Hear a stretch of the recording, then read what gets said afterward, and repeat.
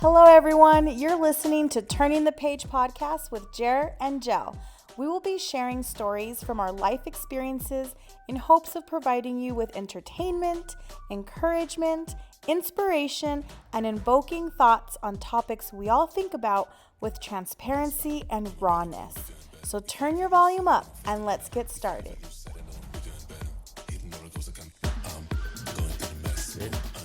Well, I am hoping people are getting something from this, and I hope that we're not just sounding like gibberish, which I don't think we are, because we've gotten some feedback and we've heard from people, and it's all good stuff. So I like it. Mm-hmm. Anyways, so we're back again. Yes. Ready for episode 3? Yes, we are, I think. And I'll let you explain what we're doing today, because this is all you. This was not my idea. No, this was your idea. You know, just we're trying to keep it on the relationship topics. So we decided to do seasons, and we're going to do the first 3 months on relationships and marriage and dating and all that stuff. So first 3 months, that's what you're getting. And today we came up with our own lists of hot topics in relationships today. And I'm supposed to come up with mine, and you're supposed to come up with yours, and then we'll mix them up together. So we narrowed it down, right? Yeah, it kind of all builds up and just transforms into whatever we do, because even like with what's this thing, she'll tell me like a title. She'll say something that we're like, ooh, that could be a title. So she said like on the spot the other day or yesterday. That was your title, on the spot. I thought you said that. No. No? Well, I heard you say something. I just repeat it. That's usually what I do. You're too much. We are just going to throw some things out there that we've kind of put on paper and just talk about them, because we don't do this ahead of time. We don't have these deep discussions or, bring everything ahead of time. Say, oh, we should talk about this and it should go like this. And, we're wanting this to be raw, which it's completely raw. We want it to be live and feel like you're live, because it's coming live. It's scary. I'm like, what is he going to say today? I got to prepare myself for things you might say. Well, I don't know. The awesome thing that I love is we don't have anything that we keep from each other, as far as I'm not afraid to come to you and talk to you about something. I'm not afraid to bring up a topic. I've never felt like I'm walking on eggshells, and God, I hope I never have to feel that way, because I believe that's one of the worst feelings that you have to have, is when you can't be yourself around your spouse. Yeah. And you can't express who you are, put your thoughts out there, even if they're stupid thoughts, because I have a lot of stupid thoughts. But she hasn't told me I had stupid thoughts yet, so I'm not saying she's anything. going along with them. So I guess today's topic, I started to call it On the Spot, and you said hot topics. Mm-hmm. So let's talk about the first hot topic. You ready? My topic or your topic? Your topic. I don't even know what your first topic is. Yeah. So let's talk about cheating, because I feel like there's a lot of cheating in today's society. What constitutes cheating? Is it okay? I mean, is a text message really cheating? Is me looking at a man really cheating? I mean, let's talk about that, because I feel like everyone has a different idea as to what constitutes cheating. Okay? That's true. Is it emotional? Is it physical? So I'm going to ask you, what is cheating to you?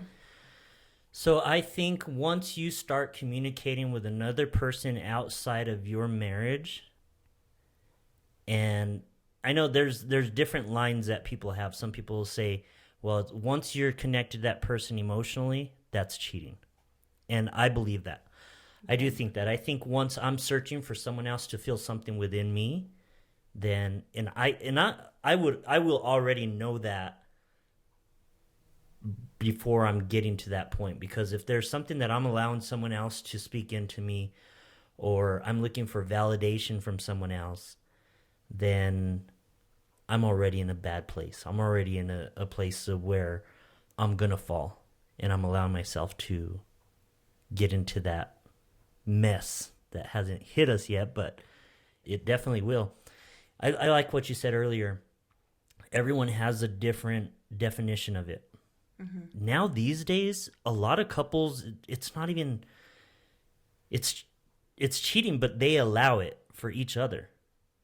And that's one of the things that I've been hearing a lot on some of the podcasts that I go back and listen to and stuff.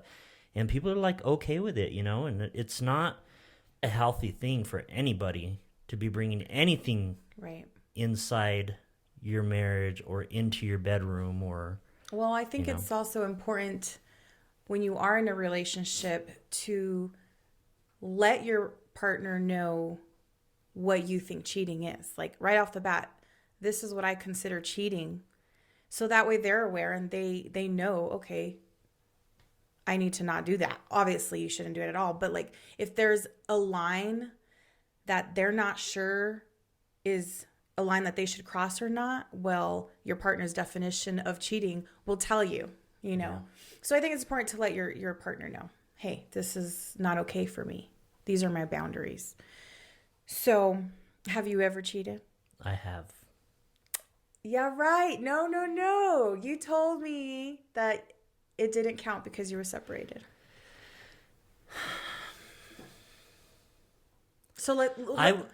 Legally, I was still married. I was still married. How far are we going into this? Oh, honey, we are raw. We are raw. As raw as you can be, honey. Come on. So, I had been married in my first marriage for probably about 7 years, 7.5 years. Mm-hmm. And it was toxic. It was something I was not happy in. Mm-hmm. It was horrible. I don't know how else to explain it. I was always accused of cheating because of where my job was and who I worked with and the people that I was around. I was constantly treated like I was always cheating or I was doing something wrong or I talked to somebody and, it was always like the guilt trip on me. And I got to a point where I was done. I was like, I'm finished. I'm done. I'm not going to do this anymore. In my mind, I had cut off my values and what I've allowed myself, like where I allowed myself to do. So women that I was talking to at the time at work and hanging around, I started sharing things. And before I didn't. Before I didn't tell anybody about my problems. I didn't tell them I was having a hard time at home. I didn't tell them my wife and I were having issues and we weren't getting along. And once I started to share that with a couple people, like it's crazy how that opened up so much more. Mm-hmm. And in an unhealthy way, as far as what I believed, I should have stuck to what I had believed despite. But I started flirting. I started allowing people to validate me. You opened that door. I opened that door. And it didn't happen right away. Man, there's even situations that I can remember that I would have never done before. And I started to allow things to happen. For instance, and I'm going to just come out as it is and say what it is, what happened. So I was a promotions director or manager, and I did everything with our entertainment inside of our property for a casino. So if we had a boxing event, if we had a promotion, if we had something that was going on property, I would hire girls that would come in. They would be our show girls or models or whatever. Mm-hmm. And I would purchase show gowns. I would purchase like the Las Vegas headsets with feathers and all that stuff. If we were having a boxing event and stuff, well, I would manage those people. And at one of the times, we had this little area that we would prepare and get ready and let the girls come in and, get ready for the show.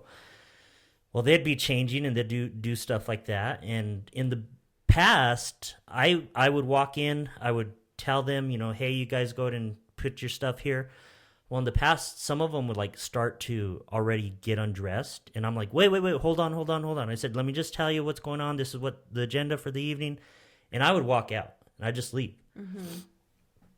When I got to that point, to where I'd started to make that decision that if I'm cheating and I'm treated like I'm cheating, and my life is miserable, and I felt like everything was just falling apart and I was treated like I was someone else, I was like, you know what? I'm just going to be myself. If I'm accused of doing it, might as well be doing something wrong.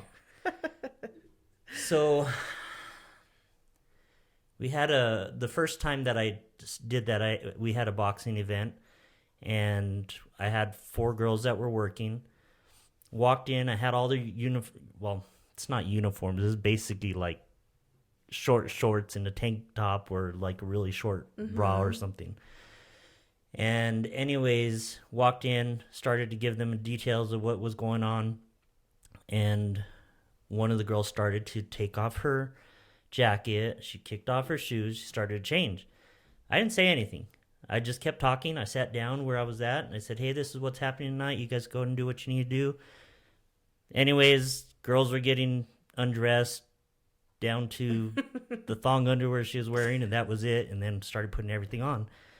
I felt bad, but I didn't stop at that. I just allowed stuff to happen. Mm-hmm. And I didn't do anything sexually for me, but in my mind and where I allowed my heart to go, yeah. So you consider that cheating? I don't know if that would be considered. I don't think, is thinking about it right now, I don't think it's cheating, but my heart would not be in the right place if I start allowing that.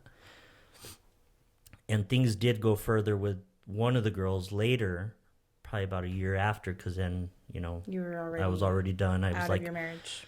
I'm going to divorce, I'm going to do this and that. And then that opened up, and I was like, I'm getting a divorce, so do what I'm going to do. But I think emotionally, once you get into a certain area, I mean, that was close. I think that was still close. And some people would be saying, you didn't do nothing wrong. You were just seeing someone. But as you and I, like, my eyes are for you. Mm-hmm. And I'm completely attracted to you. Stop looking at me like that. I'm very pleased to where we're at. But in my age now, I know better. Mm-hmm. So if I was to ever be around something like that, which I don't think I would ever be, I have got invited to strip clubs a couple times. Oh, I know. And I have declined every time because I don't. That's not something that because it's disrespectful. Yeah. To your spouse. It's disrespectful to you. I know it would hurt your feelings. It's not where I should be anyways. There's no reason I should be in a place like that. And that would bring a lot of, that would break trust between you and I. More for you than I. Yes. So. And I appreciate that you decline those invites. Yeah, I do. I just need to put a stripper pole here at the house. Oh, and be fine. My gosh. Well, let me tell you, I'd fall right off of that. Because I don't do that kind of show. But, well, see, and I think, to me, that isn't, is it wrong? Yes, I think it's wrong if you're married and you're seeing other women like that. Is it necessarily cheating? For me, it wouldn't be. You didn't touch her. There was nothing physical. Now, for me, the other part that you mentioned of you started sharing your life and your struggles and your marriage issues with another female, then yes, I consider that cheating. That is emotional cheating. Yeah. And, typically for women, emotional cheating is worse than physical cheating. Yeah. And at least for me, I can speak for myself that I think emotional cheating is worse. This is something that you've shared intimate thoughts, intimate details about your relationship with another female. These are things you should be sharing with your spouse, not with a stranger who's going to be there to comfort you, because they don't know both sides of the story. They know one story, right? One side. So yeah, in essence, it's to me, worse emotionally. Whereas for men, they typically think, oh, if she had sex with him, that's it. Like, that's the worst. And I correct me if I'm wrong, because you're the man. Like, for you, is it worse to physically cheat or to emotionally cheat? Well, see, in a man's view, like a lot of times we don't get the emotional part right away. Mm-hmm. Like that's something that can come. That's something that will draw a woman to us when we start opening up, when we start being open about the issues and problems we have. And I mean, in any relationship, that is what a woman wants, is their man to be open with them, to be honest with them, to be vulnerable with them. Yes. But many times we won't do that with the person that we're with because we feel there's problems, there's issues. Oh, she's all going to think this, she's going to think that. But then you'll go out to someone else at your work and you'll open your heart up and you'll start explaining things to them because you're getting that, because they want that validation. There's that. I also think it's easier. They don't know you. Like, your spouse knows you. Should know you intimately, every dark secret, everything, and going to a stranger for many people is a lot easier than someone you're super close to, who's gonna correct you, tell you how it is, as opposed to a stranger who might just agree with you. Yeah. You want that person to be on your side, whereas your spouse might not always be on your side. Yeah. I think, it comes down to where a lot of times men, when they're caught cheating, our first response is it didn't mean anything. Oh yeah.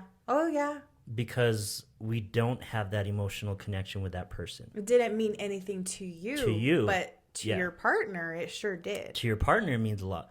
But I think a lot of times we look at the women's side of it and we feel that there's more of an emotional connection from that woman that you were having an affair with or started to do something with. Because when, for instance, like that affair that I ended up having right through my divorce and stuff, and it wasn't very long, but I wasn't like emotionally invested in. I wasn't like, oh, this person is going to be my next spouse, or this person is going to be the next person I live with, or have a family with. It was just basically what it was. But I think to that person, because none of that stuff was discussed, but when I had kind of made it known that no, that's not where I'm going, it brought hurt to that person, because I think there was more emotion behind it for her, thinking, oh, well, I thought, Yeah. And that has to do a lot with communication. Yeah, communication is key in any relationship. As far as cheating goes, you said that you consider that you did cheat because you weren't legally divorced. You were just separated. So to you, that is cheating. And yes, you are still married. Legally, that is cheating in my eyes, yes. But there's many reasons why people cheat. And I have learned through the years, just from my personal experience, which I will share here in a moment, is a lot of times it has almost nothing to do with your partner. It's more of an internal issue that person is dealing with that they probably have been dealing with for years, that they haven't dealt with. There's a root issue, a root cause of them cheating, especially for those partners who cheat over and over and just can't seem to get it right.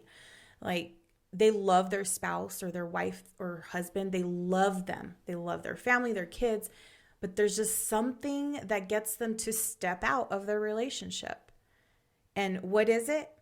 I couldn't tell you, because that is something that is to each individual, right? So my first husband, when we were dating, he had cheated on me a couple of times. And, this is like newly dating, like 3 months in, 6 months in. It was a couple of times. I'd forgive him, get back. Well, I ended up getting pregnant, so we stayed together. I stayed with him even after those cheatings. And so a couple times before we got pregnant, and then cheated again after we had our son. So, I still stayed, forgave him, but you never really heal, or it takes years to heal from that. Because in the back of your mind, you're like, oh, who's he talking to now? You're watching his every move. You're checking phone records. Yeah, I was that crazy person. I'm like, let's see who he talked to today. And so, that trust is broken, and it takes years to rebuild that. So I ended up staying with him, right? And then we finally get married. We were engaged for 5 years. Took me a long time to say yes to that one. And, I feel now that I'm older, I feel like, well, it's because I wasn't ready. I wasn't sure. And finally, it came to the point where I heard God very clearly. And he's like, you either get married or you get out. You're living in sin. You either get married or you leave, And at that time we were church hopping, and I heard the same message 3 times, 3 different churches. And then again, a 4th time on the radio, on Family Life Radio, I believe. And it was the message of living together out of wedlock and how it's a sin. And it was just an amazing message all 4 times. Okay. And I got the point. I was like, okay, I'm going to do this. So I got it. I got married. We were divorced within a year. So we got married in 2013, 2014, was already filing for divorce. So, and I will tell you that I do feel like it was years of buildup, right? Because even though I forgave him, there was still that trust issue. Plus, we weren't equally yoked, and there was a few other things. And then I ended up at the end of our marriage stepping out of our marriage, and I cheated on him with a coworker at the gym. So I worked at the gym at the time, and it wasn't something that was premeditated or planned. However, before I actually did the act, I did come to my husband. I did talk to him. I was like, hey, I need you to do more of this. I want more of this. I want to hang out more. I want to plan dates. I want to have sex more, and I want to try new things, and I want to do all this stuff. Well, he wasn't very receptive to it, and kind of was shut off and didn't communicate with me. So then I started to shut off, and then this guy comes and gives me this attention that I'm not getting at home, which is not an excuse, but that is how Satan likes to come into relationships and break them, is by, oh, there's a little loophole right there. You see that? He didn't give her attention today, so let's bring this guy over. He was very flattering. It just sort of happened. So I hid it for a few months, not very well, because he felt something was off, went through my phone, and found out all these text messages.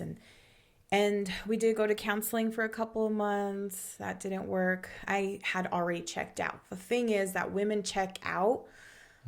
Once they're emotionally checked out, it's hard to come back. And I had emotionally checked out months ago. I had tried to communicate with him, try to express my needs and wants. And it was like I didn't matter. I didn't feel valued, appreciated. I don't feel like he cared. It was like he went to work, he'd get home, go to sleep forever, like for days, right? I guess in essence, I was a little bit bored, right? And I wasn't receiving from him anymore. So I stepped out, and when we were in counseling, they said this is only going to work if you are no longer in contact with that person, which I lied and said that I wasn't, and that did not help. Okay. So if you really value your relationship and that person, you make the effort, right? Even if somebody stepped out. Now, of course, we were together for a total of 9 years, right? But only married for 1. So to this day, I do feel bad. I have apologized. I have done my healing for it. Would I ever cheat again? No, it's not something that I would want for you or for us to have to deal with, it's not worth it. Yeah. That was the lesson that I learned, is it's not worth it. And communicating as opposed to acting. Like, you can think about cheating or have that feeling. It's when you act on it that does the real damage, because we are in control of our own emotions. We can control those. It takes some time to learn and some skill to actually control your emotions. But once you learn how, it just gets a lot easier from there. See, I guess for a guy, for us, like, I think the act hurts more. Yeah. From my view. Yeah, that's typically how men think, because you guys are so physical. Yeah. You're more physical than females, And and so, my definition is whether it's physical or emotional. It's one thing for me and you to be like walking down the street or walking at the mall, and me to find a female very attractive. I'm like, dang, she is gorgeous. And then I make you look and you're like, yeah. And you agree with me? That's different. I'm like, yeah, we're not blind, Yeah. And if we see like a man who is good looking, dressed from head to toe, I mean, you notice men's outfits, you're like, ooh, I want a jacket like that. Yeah. And I'm like, yeah, I want you to have a jacket like that. Like, that's different. That to me isn't cheating. Yeah. But it's once it gets to the emotional and the physical part. Yes. Once you're starting to hide texts, hide calls, or lie about where you're at. Yeah. Yeah. Then that's an issue. If you don't feel comfortable sharing with your spouse, hey, I met up with so-and-so for lunch. Yeah, that's an issue. Yeah. Like you said, once you start going down, once you start going down that road, those things that you start doing that to hide, like you said, hide texts. Mm-hmm. You start answering calls and you walk to a different room to go talk to whoever's calling, or you walk outside, or every time you go somewhere, you're constantly hiding your phone. You put it, you're putting it face down. You're putting it far away. It's always on silent. It's always, there's a lot of key things that happen, but that distance, you start to notice that distance like immediately. Distance. You can't fake that. No. You cannot fake that, because even like with you and I mean, there's nothing that's in between us. And we know that. Like, I know that with all my heart. Like, you can go somewhere, you can go talk to people, you can... I don't have any doubts that I can trust you. So if you were to go to lunch or go with someone that was at work or someone that I'm confident in feeling that I can trust you. I don't have to worry about that. Well, even when we were like dating, you have female friends and you would go lunch with them or, to dinner. Yeah. And you would tell me, hey, I'm going to dinner with so-and-so. Or I'm like, okay. I'm like, have fun.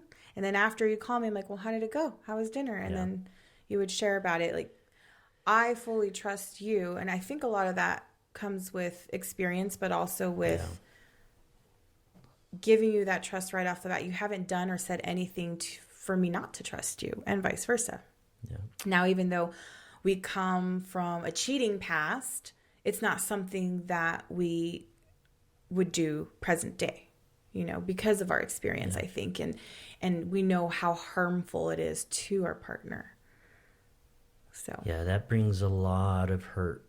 It does bring a lot of hurt. I remember in my first relationship, before I did do that, I had caught my wife at that time in lies, hiding her phone, hiding all this stuff. I remember talking to someone at work, and their response was, I was like, man, I was so frustrated. I was like, oh, I can't believe this. My wife, whatever, she's accusing me, cheating. She's accused me of this. She's always bothering me, saying I'm doing this and that. And he goes, it's not you. He goes, it's her. And I didn't see it at that time, because I am vulnerable at times where I don't pay attention to certain things. But I was like, no, like I work, I go home. She didn't have a job. She was stay at home, but our kids were like always around us and we had things, going on. And nope, sure enough, he told me, go do this, look at your phone records. Once you start seeing certain phone numbers coming up, you're going to find out who that person is. Long calls at certain times of the day. Yeah. Yes, I went through that too. 2 hours at a time, 50, 60 text messages a day. What do you have to talk to this person for 2 hours for, from 12 a.m. to 2 a.m.? I heard some really, really creative responses as to why, but I right off the top was like, no, like, even so after my infidelity and we were in counseling and all that, there was a point where I did eventually stop talking to the guy, but I went to Aspire for the first time at our church, which is a women's conference, and I came back different. I came back like, I am ready to work on this marriage. I am good to go. Like, thank you, God. Like, I broke down. Like, bondages were broken down, okay? And I come back, and even though I was different, he was not. Yeah. Okay? And I tried my best. At the time, we were living at my mom's, and I tried my best to be the wife that God wanted me to be and show him that I loved him and all this stuff, only to find out months later he had already started cheating on me with someone else. So we just, after that, never got back on the same page. And I called the girl to confront her, and she did a really nice life for him. Was like, he's friends with my boyfriend, and they were talking. I was like, at 12 a.m.? No, guys don't talk to each other at 12 a.m. for 2 hours, okay? So I'm like, that's nice, but no. Trust me, I've been through this before with him, and it was a whole conversation. But so we just never came back. After that, my heart was broken because so I had my infidelity, but he had two, couldn't forgive me for my one, and the justification was, well, it's worse when you're married. I didn't cheat on you when we were married. And I was like, no, cheating's cheating, whether you're married or not. We were in a committed relationship. We had a child. We weren't legally married, but it's still cheating. And so that was his justification. But then, the second time when I came back from that women's conference, we were still married. Yeah. So that was still cheating. So we just never came back from that. And it was a learning experience for sure. And that's there's signs. You can see like you said before, you can see the distance. Well, when I came back from Aspire, I felt the distance. Whereas before, you weren't realizing that. You saw things from a new perspective. Yes, and I was feeling the distance. He wouldn't text me back right away, because there was times where I could text when I was at the conference. I wouldn't get a text back or a call back. I'm like, what is he doing? And focus changes. So there was a shift. And so that whole phone turning down, feeling your partner's coldness, or, the kisses get different. Oh, yeah. You just can sense and feel these things. Yeah. So I experienced that in my first two marriages, where I saw that, the second time I caught it right away. Yeah, because you had already experienced it. So I am blessed to know that we will not have that issue. No, because we know that it's not just an act. It's a lot leading to the act. There's a lot that goes before it. You don't just meet a person and decide I'm going to have sex with them. No, it takes time to get there. Months. Yeah. Weeks. Even. Always heard the saying, basically, like, what you look at or what you read or what you listen to becomes thoughts. Those thoughts become actions. Those actions become bad habits or your bad decisions, Yeah, and that's true. where you get into a mess. True. So I think right off the bat, whenever maybe you're in a situation like that right now, maybe you're working with someone or someone's got your attention and you're like, oh man, that person's beautiful, or they're sexy, or they're this or that. You have to put a stop to that ahead of time. We live in a world where people where, especially now, I mean, as men, we're always looking for direction and answers of how do I become a high value man? How do I become someone that's going to be respected? How do I become someone that's going to leave a legacy and all this stuff? And if you listen to YouTube or podcasts by any chance, there are a lot of, I call them bro channels, where a bunch of guys sitting around talking about women. That's awesome. And, you know, what they feel. And a lot of the stuff that goes out there right now is a man can cheat, but a woman can't. A man could do whatever he wants, and he could put stuff on Instagram. I hate those double standards. But then a woman can't. You know, and the reality of it is neither of you should be doing that. You should always be walking in honor of each other. You should always be walking in respect of each other. Yes. I know what I pour into my wife. I know what I pour into you, and what I speak to you and the way I act with you is always going to overflow into how you treat me. Heck yeah. And what I receive from it. Yes. And as soon as you start to put barriers on, well, I'm a man, I don't need to open up and share my feelings. You don't have to. You really don't. I don't have to. No. I've done it before where I haven't opened or shared myself. But because I know what speaks to your heart and what opens up your mind and opens up your love channel, in a sense, I reap the rewards of that. And a lot of men these days won't do that. They're like, I ain't going to show my emotion around my wife. I'm not going to share this with that person. She can't handle it, you know? And I don't think a lot of men don't realize how much a woman can actually handle. It's true. Yeah. But yes, it overflows. It does. You give me, I give back tenfold. It does. You know, I think in the last episode that we did, I had talked about, you know, you're the person who sets the tone in our home. You're the person that brings that peace. When I come home from work and I'm stressed out or I'm overwhelmed, when I come home, this is a place that I'm like, oh my gosh, I'm so glad I'm here. Yeah, you had said that. And I can relax, I can unwind, I can be at peace, knowing that there's nothing that's going to be attacking me or making me feel bad or making me, you know. Well, just to bring up another point as far as cheating goes, like that is what I experienced in my first marriage. And then when you experience that, you kind of carry it on to your next relationship and sometimes the next one and the next one. And it becomes a cycle because you never did the work to heal from it, or someone didn't show you or reassure you, you know? So in my second marriage with my late husband, it kind of started to show up where I was like, what are you doing? Who are you texting? And I'm like looking over my shoulder and it would bug him at first, you know, or I'd be like, what are you doing? Where are you at? You know, I'd just ask these questions and he would constantly say and remind me, I'm not your ex-husband. I am not him. I was like, I know that. In my mind, I know it. I see it. Yeah. I feel it. But it's like when you go through that experience, I don't say it's like traumatic, but it's definitely something that is like a deep cut. And so to trust again, it takes a while.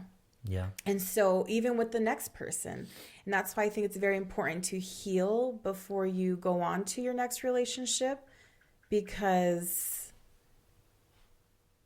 I had to tell him, like, I just need reassurance. This is what I need from you in order for me to not think crazy or feel crazy or act crazy. Okay. And so it got to the point where he, you know, before we got married and started living together, he would text me, headed to work now, talk to you in a few, going to lunch, this is what, and he'd be like, I'm going to Bob's Burgers, I'm going to have lunch with so-and-so. Like he would check in with me throughout the day and tell me what he's doing. Oh, I have a meeting at 10. Oh, just got off work, headed home. Oh, I'm going to go to the store. Like when we got married, he's like, I'm going to head to Lowe's after work. I'm going to do this and buy this. Okay. So he was constantly telling me what he was doing. And that just gave me reassurance. I was like, oh, this is nice. Okay, thank you. Like he heard what I needed, what I needed him to do. And that was just because in my first marriage, like he would come home late after work and I don't know where he was at, and he would say where he was at, but I didn't believe him, or, stuff like that. So that's how I got to the point in my second marriage where we had to change some things so that I can fully get that trust. And we got there. Eventually we did get there.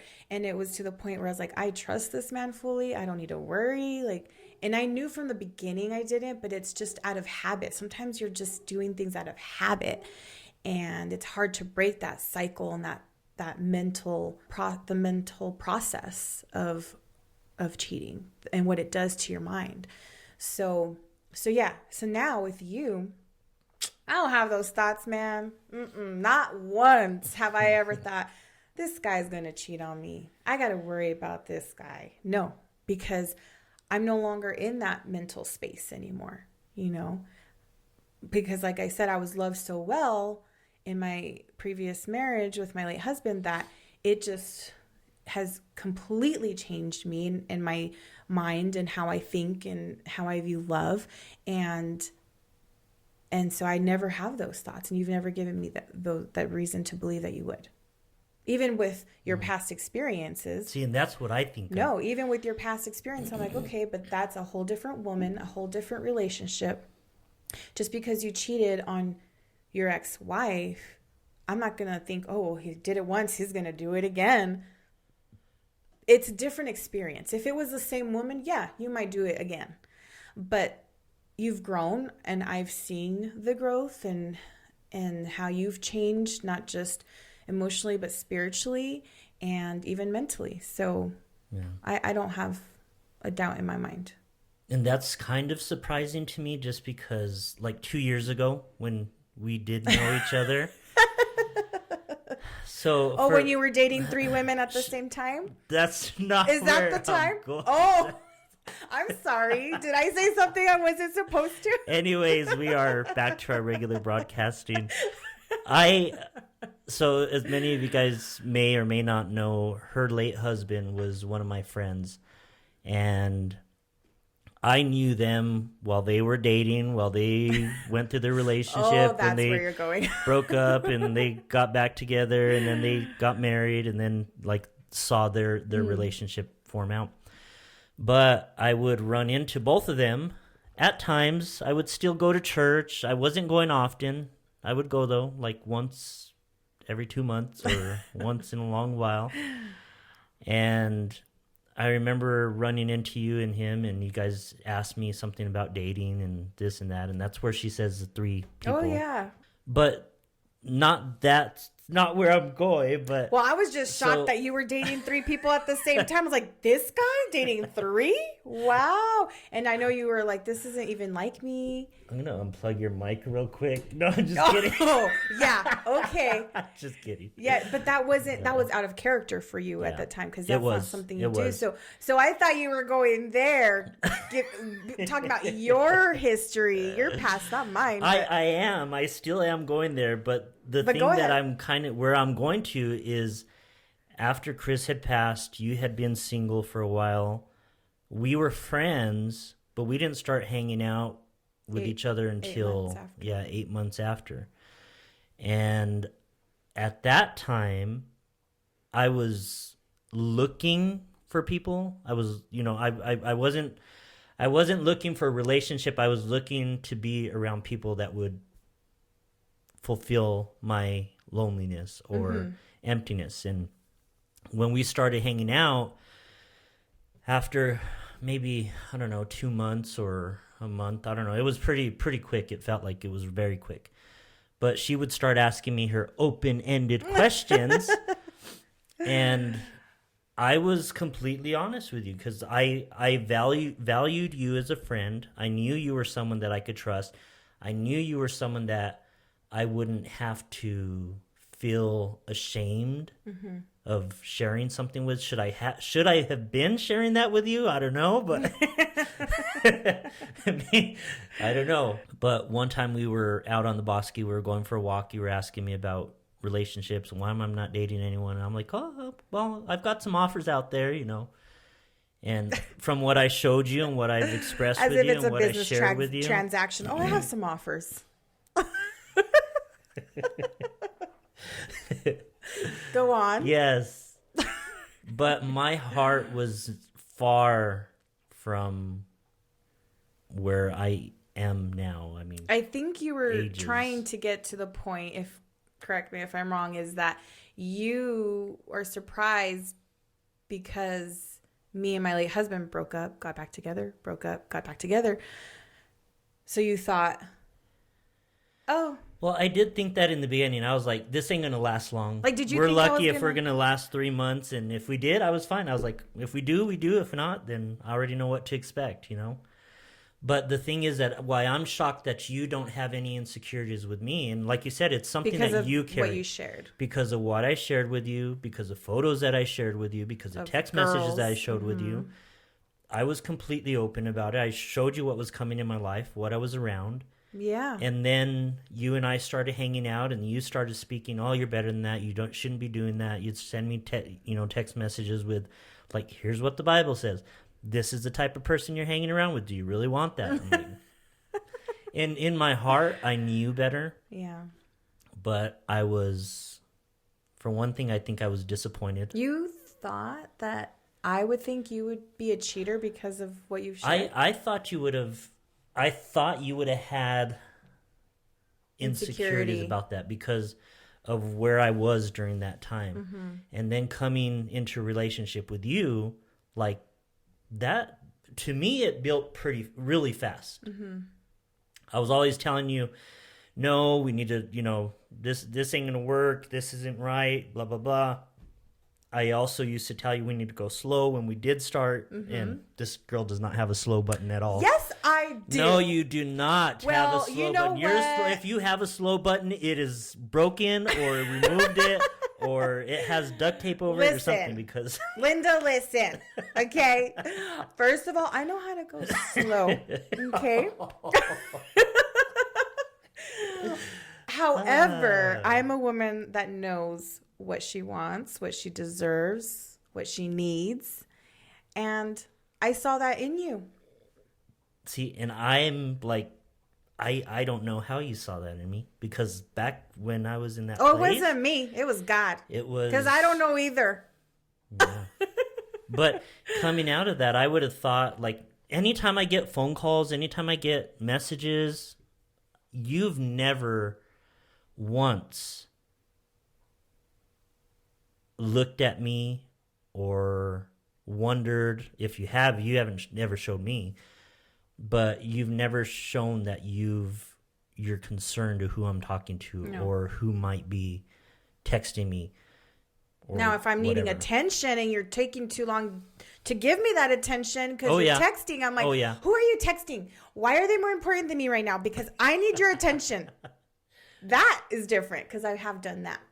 Yes, but that is different. That is different. But as far as the trust thing goes, like you said, if a lot of times we've gone through those things, like you said with your first husband, you had tried to resolve it, you moved on, but those insecurities followed you even into your second marriage, your relationship. But that was more of a personal thing that you had to deal with? Yes, it was. It was more of my own personal thing. Yeah. Interesting. That's cool. I learned some new things today. I guess so. But everyone, I think every relationship, there's going to be an opportunity that comes at some time. Oh, always. But don't take the opportunity. No. You know how to say yes or no and use your words.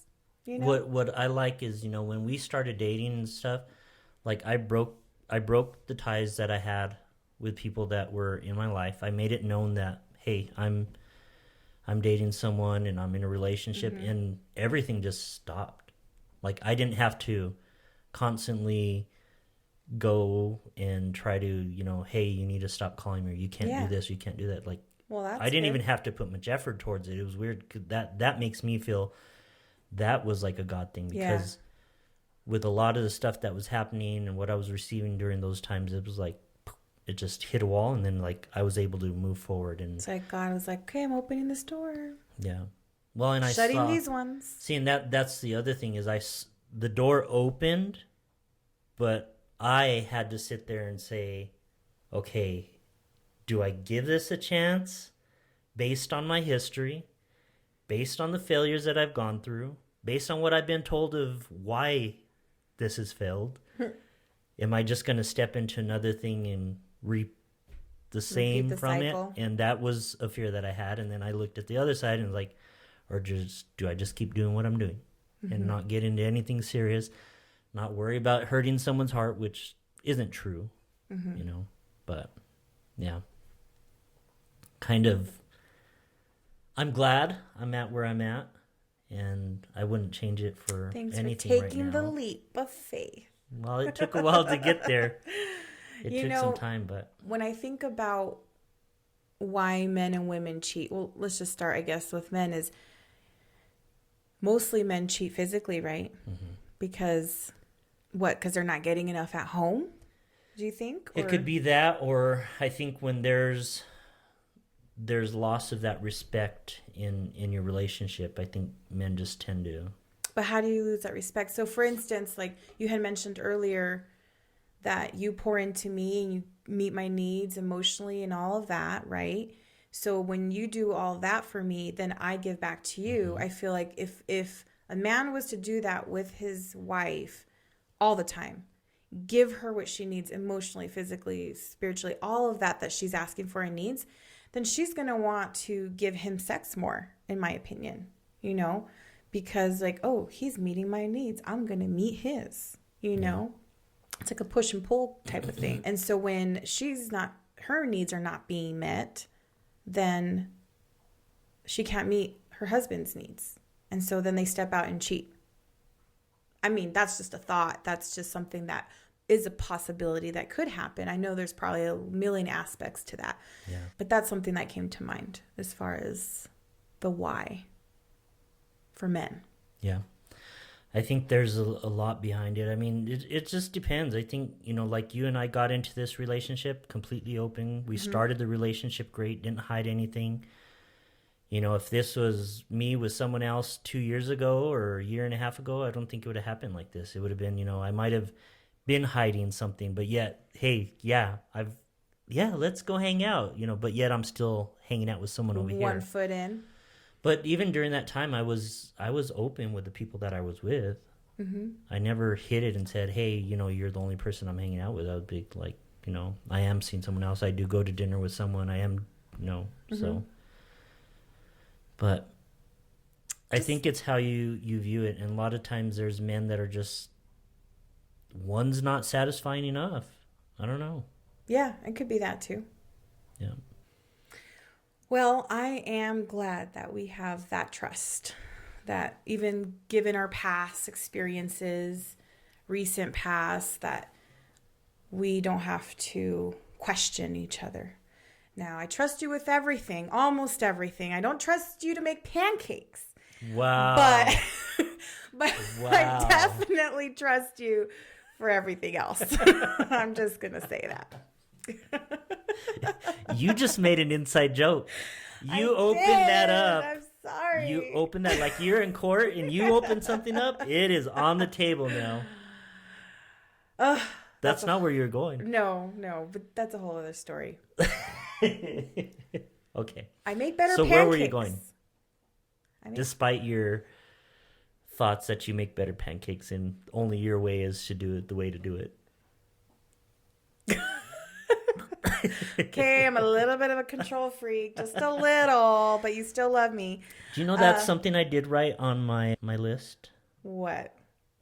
You don't need to be in control, I put. Oh my gosh. That's going to be a topic for one of the upcoming weeks.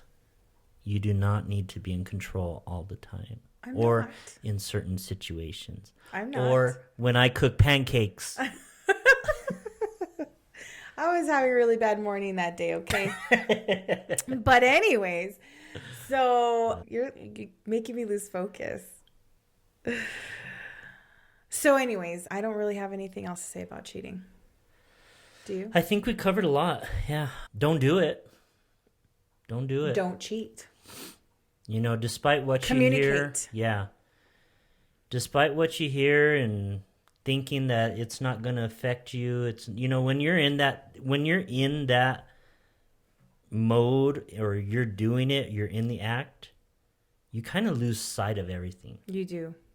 And depending on where your background is, what your faith is, all that stuff, you know, that's going to have a lot to play in how you make those decisions. But despite any of that stuff, it's harmful. Mm-hmm. It's harmful to yourself. And it's harmful to the person that you're with.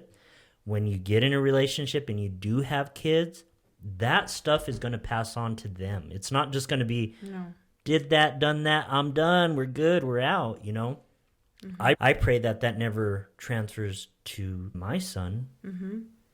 It's something that's on the back of my head, though. It's definitely something I pray for, too, for my son as well, because, you know, well, I never thought in a million years that I would ever be a cheater, that I would ever cheat on my husband. I never thought that. You know, I was like, I'm going to get married once, and that's it. Like I said previously, like, I'm breaking the generational curse of divorce.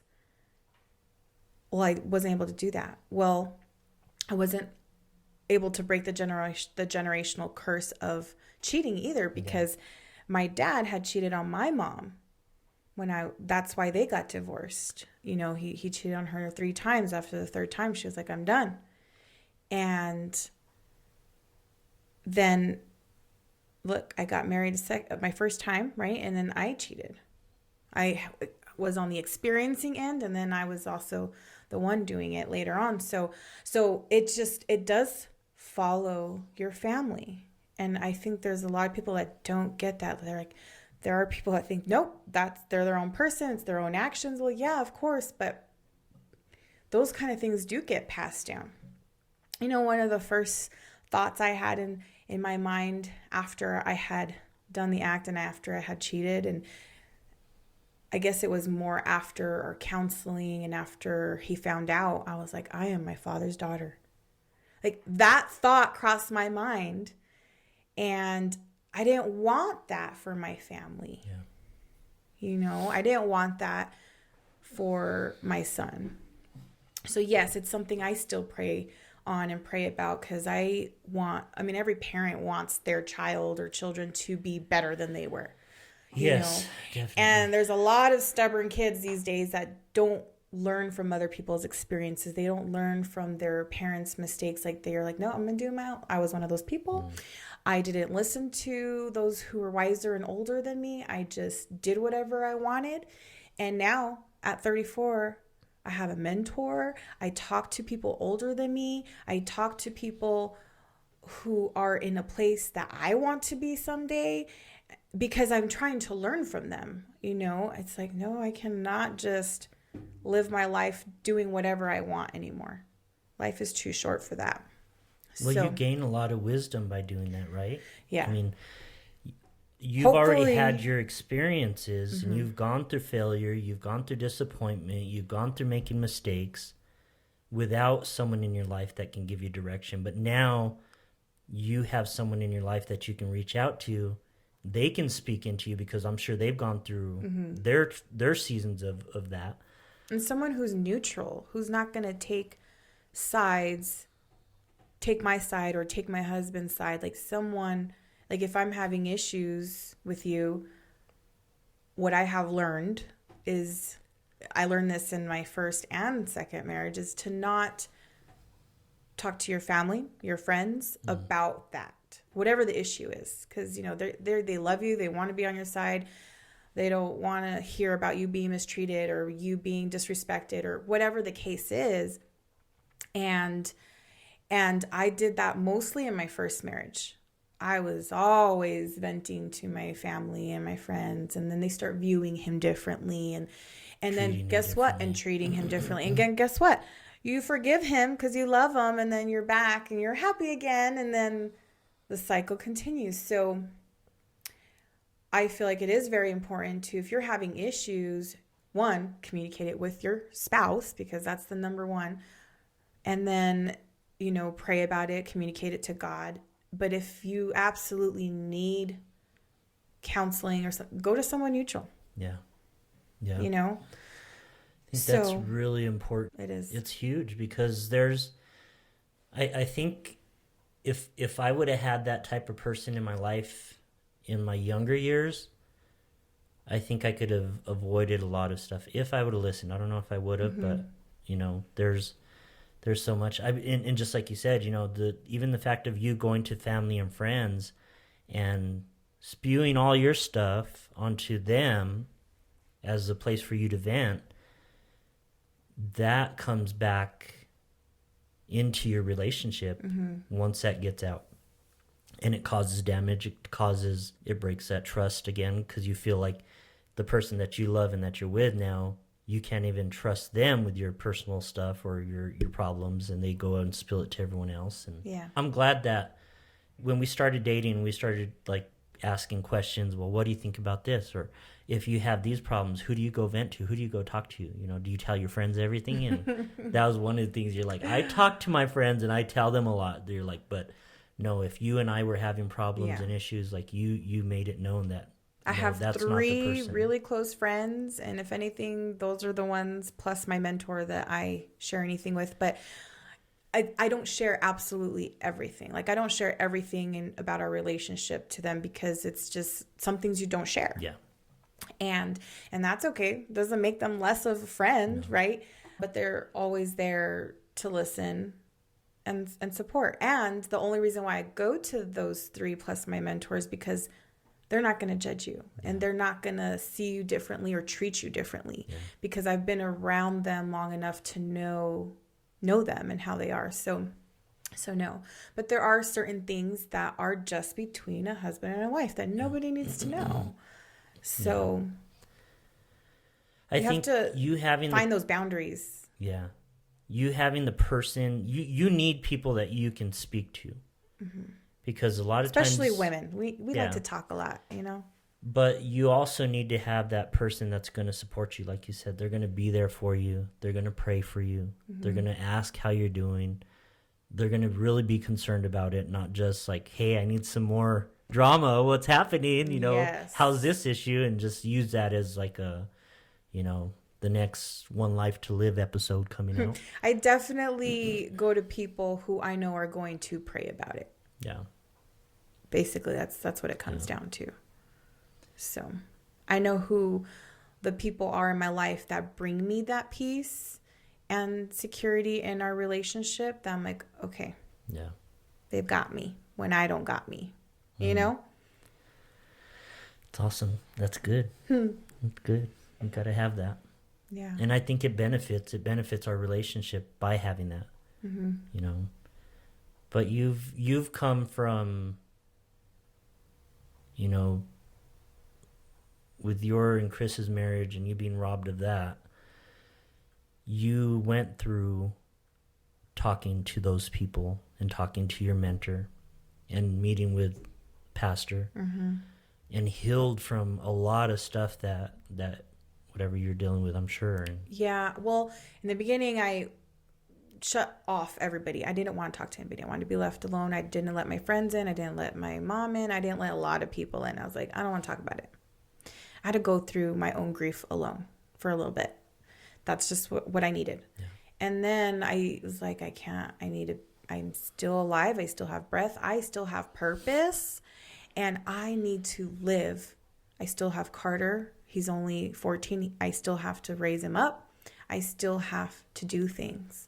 So, like, my mission here on earth is not complete yet, because I'm not in my forever home. I have not completed my mission. So I'm like, okay, I got to put in the work. So I started seeking pastoral counseling at church once a month, but that wasn't enough. So then I was going weekly, and There was even a point where I wanted to seek non-Christian counseling. We have this program at work that is free to me. Yeah. So I started seeing you did that. A non-Christian counselor as well, which honestly, it was more like a venting session, and I actually preferred the Christian counseling. So I know, right? I didn't know that. I did. I only saw her like I think like 3 or 4 times, and I was not really, I don't know what I expected from it or what I was trying to get, but it wasn't anything I didn't already know or dealt with, or, so it came to the point where I didn't need counseling anymore. Yeah. I was good on my own, and yeah, so yeah, I did put in a lot of work. I think we live in a world where therapy is like you need therapy for almost everything. It feels like it. I don't know. Well, people think that if you go to therapy, you're weak, especially if you're a man. Like, oh, you're seeing a therapist? Like, how is that being weak? If anything, that shows your strength, because you're saying like, hey, I'm strong enough to want to pull myself out of whatever mess or rut I'm in. Yeah. Well, we put maintenance into everything else. We put it into our vehicles. We put it into our homes. We put it into your our hair, job. We put it into your look, everything, our bodies. Why not your mind? There's a perception that, and I the way I see it is, I believe therapy is beneficial to you, but I think it can only go so far with a therapist. Mm-hmm. Then there's a spiritual side of things that a therapist can't speak into or change for you. Yeah. It might be a Christian mentor that can do that in that sense. Maybe if you go through a Christian therapist. I've gone to one before, and it wasn't like anything where I was being spoken like on things that were like, oh my gosh, yeah, I need to do that. But I think there's a side that only God can heal in those areas as well. So you going and talking to someone and listening to things and letting everything get out, and then there's that other side of there's just a spiritual side where a lot of times it's someone sharing, or you sharing with someone, and they're praying over you and they're working that out, or God just heals you from it. What comes to mind about you sharing with someone is, after my infidelity with my first husband, I was broken, because yes, I hurt him, but it also hurt me too. Like, it's just, you feel this shame, you feel like you're this awful person, especially when you never thought you would do it, right? And then we got divorced, and I saw how it affected my son, and I went into a depression for a few years after that. And God's funny, because he likes to use your stories to help others. And there was a woman at church who I knew, and she was married, and she was in a blended family.